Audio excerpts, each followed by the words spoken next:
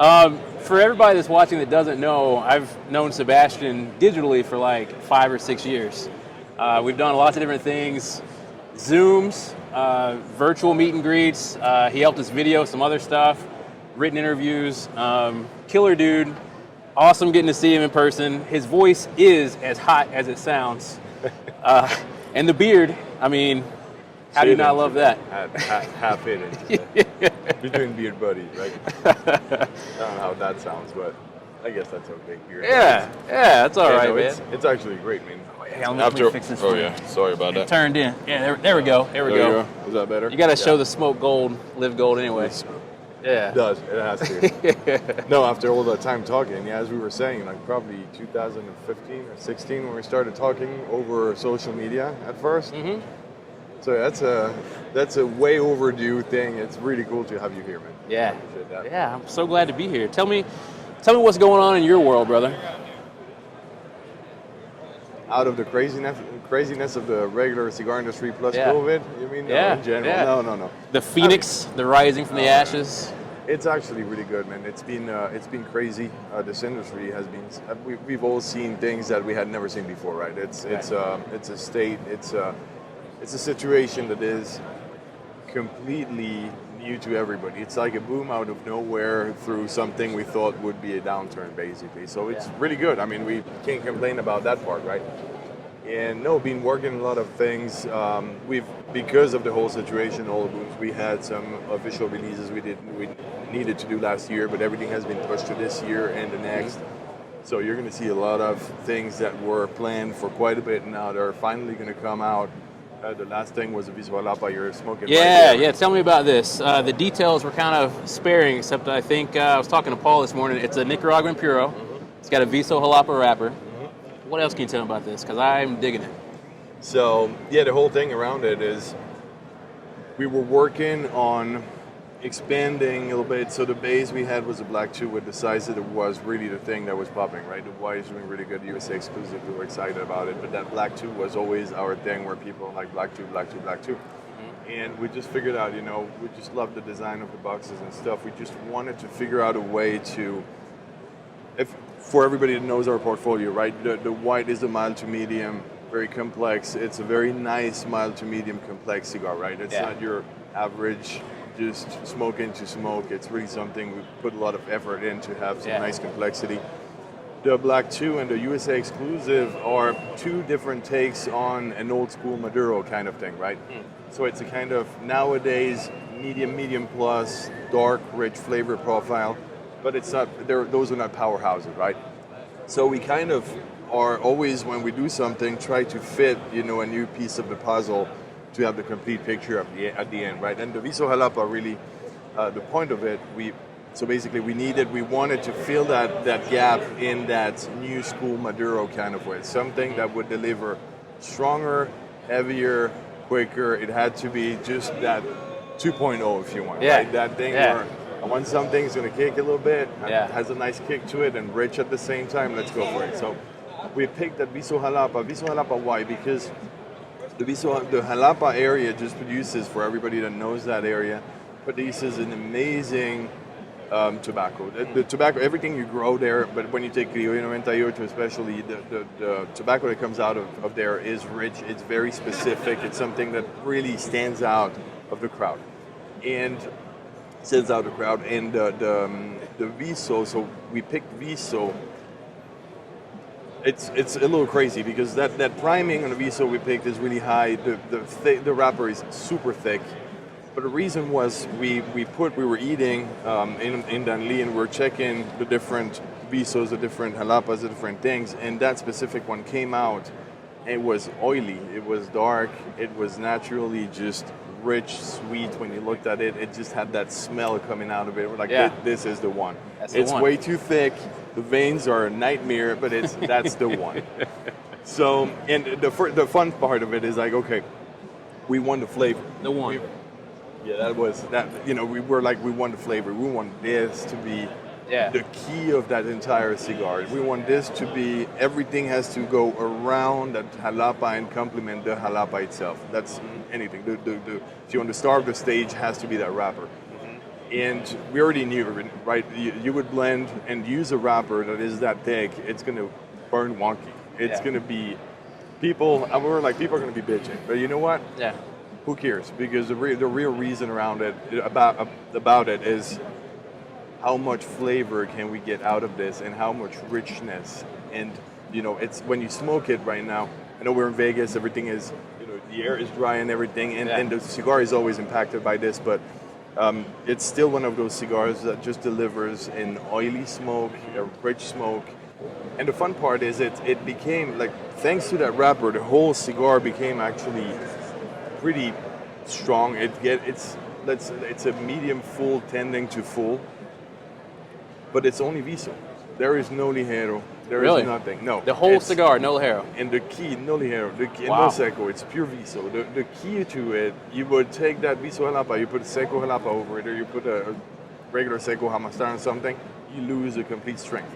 You even put San Andres on top, you lose that strength. You put that Viso Jalapa and suddenly you have a heavy cigar. That wrapper is really just the piece of beauty. It's one of those things, fell in love immediately with it, and we're super excited to finally push them out. So if you see those orange mustard boxes, try it, because I'm super excited about the cigar, and reception was really good, man. And I love the box press. Huge fan of the box press. I mean, it's a perfect draw. I love it. It's always, it's pretty funny because we try to work on box press and soft box press, so the angles are not too sharp and everything, so we're always working on that process to get it a little bit. I love the feel of a box press, always. It just has to, be that little bit to me, so it doesn't become just a square, but it has that easiear feel to it when you smoke a cigar, right? Yeah. Talk to us about the box press, because I don't know a whole lot about it. I've seen it done. I'm assuming you have to underfill the cigar slightly because you're going to change the shape. What other considerations besides like the corners and how hard of a press are you looking for? So when you do it, it's funny because you can start by the blending, right? You're going to do your blending for a regular Robusto, for example, a 5x50. And then even though you do box press, what we do is we blend it as if we would do a regular production cigar round. And then once we hit the point where we want to hit, we actually retake that and rebalance everything with 15% less tobacco in there, give or take, right? It's about 15%. The reason for that is when you're actually, once you roll the cigar, the process for rolling is the same, right? You're going to just underfill a little less. The resistance, before press, has to be a little easier. And then once it gets to the presses, so you have those presses, you have racks with separations. You're going to put one cigar, then you have that separation, one cigar separation, and you put the racks one over the other, and you slowly press that. You leave it, you turn the cigars, do it again, so it's evenly done. Then it depends if you want a real press like something really squared or something like this that is a little smoother, you like less deep of an angle you want, less time you're going to press. You're turning it quicker. It's also more difficult because if you do it like this, you can't just do it and then let them rest like this, right? The moment you do it, once they go out of the press, it has to go through the process of packaging, right in the box. Right in the box. Yeah. If not, they're going to lose the shape because, again, it's not like super pressed, so it's that soft box press, and has the tendency to actually go round again. Not completely, it's going to lose that shape. So you have to actually age the cigars, and it's fairly tricky because you have to age the cigars before doing this, but you have to be in a position where the humidity is still high enough when you press it to not crack everything when you press it, right? Because if you age them the same way as you would age any other cigar, you're gonna go press that cigar. The cigar is going to be fairly drier than when you just rolled it, right? So less elasticity, and tobacco is just going to crack. You're going to take it up. You're just going to have a lot of pieces of tobacco flowing around. Right. So you get that. So that's the 15% less, press it, turn them, press them. In a day, it's about done. A couple of hours, depending on how much you want of it. If you want longer, if you want those deeper angles, like sharper angles, you just have to prolong the process a little more. And it's really it's really the key is to be careful about the weight of the cigar, basically the amount of tobacco that you're going to put in there when you roll it. And obviously being careful about this, it's not just that, because when you're, of course, depending on the tobaccos you use, depending on who processes the tobacco, you have to be very careful to not over-humidify the leaves, under-humidify the leaves before doing it, because that's going to mess up your weight, right? Yeah. So you have to be, it's a lot of little details, additional details that you have to be careful about. But out of that, it's pretty much the same. It's just less tobacco, different, it's slightly different in terms of aging, and then that quick press and box immediately. If not, you lose it. Press it, box it. Press it, box it. Instead of box press, you're pressing and boxing. Exactly. Do you have any considerations for like the box, because you don't know the exact dimensions before you press it? Like, have you ever ran into that issue where you got to switch things up last minute? No, because what you do, when you do the boxes, let's say you have a Robusto, you do a mock-up, right? You do your cigars. Let's say usually you need one mock-up for a box. You do 20 cigars. You press them, and you have your trays. Your trays are with a specific measure, right? So your cigar is going to have the right size, the right shape. Okay. So once you do those 20s, that makes sense. You give them to the box maker. The box maker takes the measure, does the box based on that, and it just comes out right? That makes sense. It's all about the mold. Yeah, exactly. Okay. Just being careful to have everything ready at first, right? Yeah. Yeah. Measure twice, cut once kind of deal? Measure twice, cut once? Yeah, basically, though, it's funny because even doing this, yes, there are still some things happening. We had a little while back, we got boxes in, and it was based on the same measures, but the boxes are also handmade, right? There is little slight variations in the boxes. Yeah. So we got the boxes in, put the first row of cigars in, works, second row of cigars in, works, try to close the box, and you have the lid standing like this. You're like, what the hell just happened? What is that? Went to the box maker, you're like, can you explain me this? Oh, no, it's the right size. So, I don't think so. I mean, the cigar is the right size, the box is not. And you go back and forth and go, no, it's the right size. No, it's not. Again, and it's sometimes, little things you miss, you just have, you didn't polish enough, you didn't, just a little mishap, 1 millimeter or something, and and people, I said, as it's handmade, once again, you can't avoid those little things, but of course it's caught before it goes to market, so we're all good on that side, luckily. Well, thank God. Yeah. That'd be a bad surprise, right? But you have to be careful, because if that box is just slightly too small, you're going to press those cigars in, changes of temperature, of humidity, they're going to move a little bit, right? Always.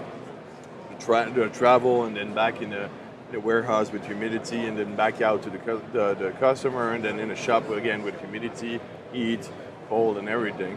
Right. Cigars, tobacco is going to live. It's going to actually react to all those changes. Right. So if the box is a little too short, if you didn't calculate with a little bit of margin, cigars are going to expand, start cracking.